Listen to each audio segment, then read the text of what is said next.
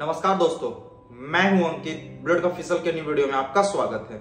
आज के वीडियो में हम लोग बात कर रहे हैं ब्रांडेड मेडिसिन और जेनेरिक मेडिसिन में क्या अंतर होता है। और अगर हम लोग सबसे पहले बात करें ब्रांडेड मेडिसिन के बारे में, तो आप सभी को पता है कि जब कोई देश में या कोई पूरे वर्ल्ड में ही हम लोग बात करें, कोई नया बीमारी आता है तो उस बीमारी का एग्जिस्टिंग कोई मेडिसिन होता नहीं है। और उस बीमारी को रिसर्च करने के बाद या उसे जानने के बाद जब उसका कोई मेडिसिन बनता है तो मेडिसिन बनाने में रिसर्च, मनी, इसके अलावा टाइम, सब कुछ स्पेंड करना पड़ता है। और इतना इन्वेस्टमेंट या R&D में खर्च करने के बाद जब वो मेडिसिन बन के तैयार होता है तो उसमें भी अलग अलग तरह के इफेक्ट देखने को मिलते हैं। एडवर्स इफेक्ट क्रिएट हो जाए तो वो मेडिसिन बर्बाद हो जाता है। कहने का मतलब या इन शॉर्ट हम लोग ये कह सकते हैं कि उसमें जितना भी पैसा रिसर्च में खर्च हुआ या R&D में खर्च हुआ वो सारा व्यर्थ हो जाता है। और अगर कोई इफेक्ट क्रिएट ना हो तो उस मेडिसिन को लगभग अलग अलग फेजेस में ट्रायल किए जाते हैं। और ट्रायल करने के बाद government approval,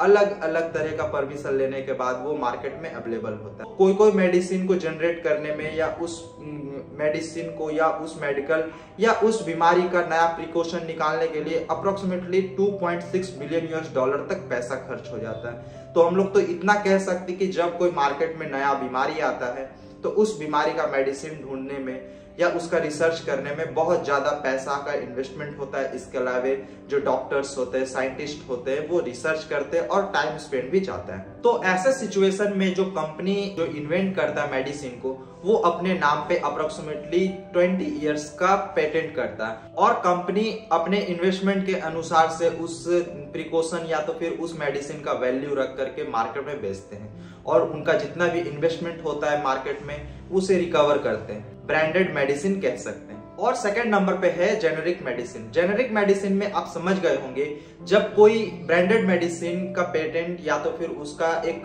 time of period खत्म होता है तो उस दवाई को एक नॉर्मल कंपनी या तो फिर अलग अलग कंपनी अपने लैब में या तो फिर अपने रिसर्च सेंटर में उसे बनाते हैं और बनाने के बाद उसे नॉर्मल बेचा जाता है। कहने का मतलब जो ब्रांडेड मेडिसिन एक कंपनी के द्वारा बेचा जा रहा था, उसका पेटेंट का लीगल टाइम खत्म होने के बाद वैसे वैसे 1000 कंपनी अलग अलग तरह से वो मेडिसिन को बनाते हैं, फिर वो नॉर्मल मार्केट में बेचा जाता है। तो वैसे मेडिसिन को हम लोग जेनेरिक मेडिसिन कहते हैं। तो आप समझ गए होंगे कि जब कोई मार्केट में आपको न्यू दवा लेना होता है या कोई न्यू बीमारी का दवा लेना होता है तो आपको बहुत ही ज्यादा पे करना पड़ता है। और पे करने के बाद आप उसे स्पेसिफाई डॉक्टर के पास ही सिर्फ दिखा सकते हैं। तो ये एक आप ब्रांडेड मेडिसिन का एग्जांपल समझ सकते हैं। और जेनेरिक मेडिसिन हम लोग नॉर्मल कोई भी मेडिकल शॉप में जाकर के कोई भी मेडिकल में मेडिसिन लेते हैं तो वो एक जेनेरिक मेडिसिन कहा जाता है। मैं आशा करता हूं कि आपको ये वीडियो इन्फॉर्मेटिव लगा होगा।